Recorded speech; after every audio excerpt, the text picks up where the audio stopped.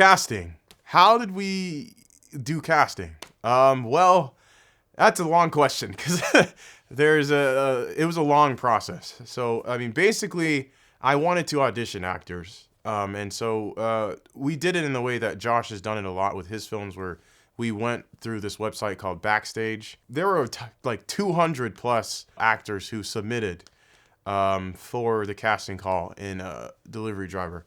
And it was it was a little intimidating, not gonna lie. It was that amount of actors, and I had to figure out kind of like how to balance that into actors that I think could actually work for the parts. For Andy was easily the hardest to cast. And I knew that from going in, that he was going to be the hardest to figure out, because it's like he's an eccentric kind of, larger than life kind of character. So it's hard to like direct that. It's like either the actor kind of has that or he doesn't.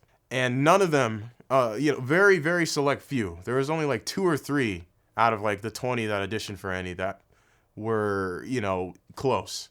And ultimately, none of them were exactly the way that like were needed for the character to work. So Josh actually suggested using Scott Allen, who he had worked with in a short film that he did last year called Poets.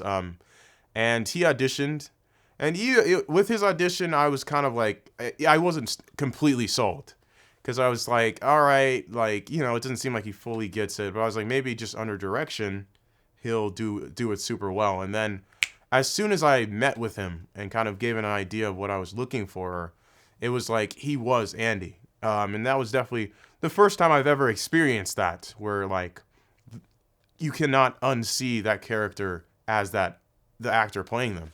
Now, the other half of the people that auditioned that day were mostly for Sarah. It was important that Sarah, she's kind of insecure, but she's good at like talking with people, and she wants to be validated a lot.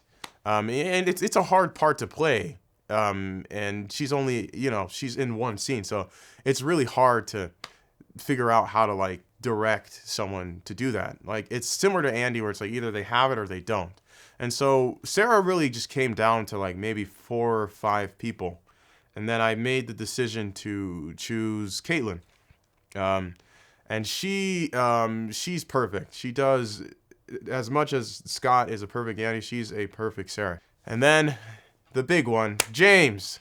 So with James, he's obviously the most important character in the story.